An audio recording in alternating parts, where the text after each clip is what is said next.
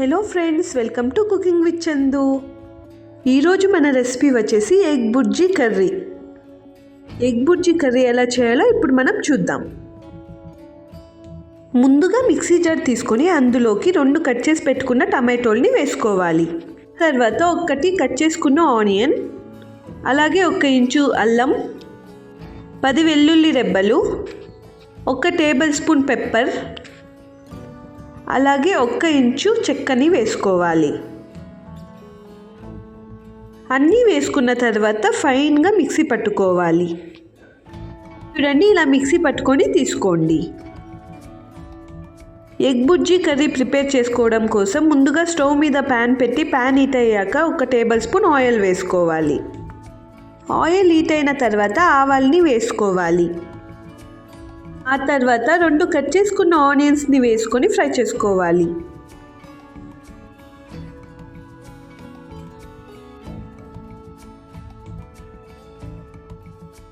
ఆనియన్స్ని 1 నిమిషం పాటు ఫ్రై చేసుకోండి.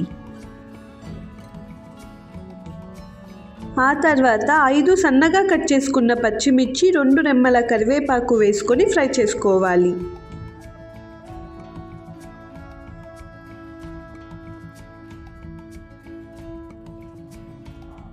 ఆనియన్స్ గోల్డెన్ బ్రౌన్ కలర్ వచ్చేంత వరకు మనం ఫ్రై చేసుకోవాలి.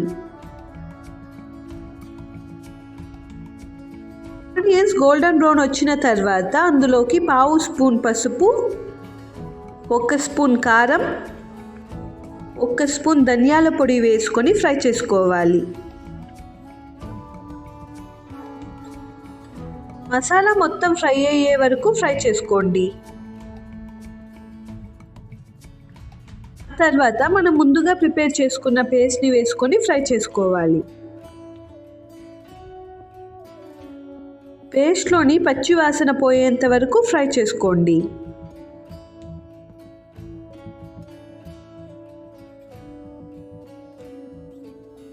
పేస్ట్లోని పచ్చి వాసన పోయేంత వరకు ఫ్రై చేసుకున్న తర్వాత మీకు తగినన్ని వాటర్ వేసుకొని ఫ్రై చేసుకోవాలి. ఇప్పుడు మీ రుచికి తగినంత సాల్ట్ వేసుకోవాలి.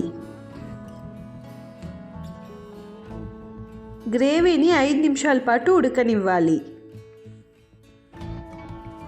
ఇప్పుడు ఎగ్స్ని ఫ్రై చేసుకోవడం కోసం ఎగ్స్ని అంతా ఇలా ఒక బౌల్లోకి కట్ చేసుకొని తీసుకోవాలి. తీసుకున్న ఎగ్స్ని ఇలా మొత్తం అంతా కలిసేలా కలుపుకోండి.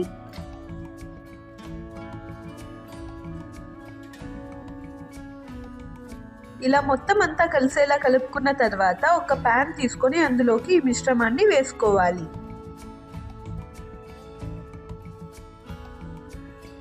ఈ ఎగ్స్ని మనం బాగా ఫ్రై చేసుకోవాలి. మధ్య మధ్యలో కలుపుకుంటూ ఎగ్ బుర్జీ అయ్యేంత వరకు మనం ఫ్రై చేసుకోండి. ఎగ్లోని పచ్చివాసన పోయేంత వరకు ఇలా మనం బాగా ఫ్రై చేసుకోవాలి. ఇలా ఫ్రై చేసుకుంటున్న ఎగ్ బుర్జీని మనం ముందుగా ప్రిపేర్ చేసుకుంటున్న గ్రేవీలోకి వేసుకోవాలి. ఇలా వేసుకున్న తర్వాత మొత్తం అంతా కలిసేలా కలుపుకోండి.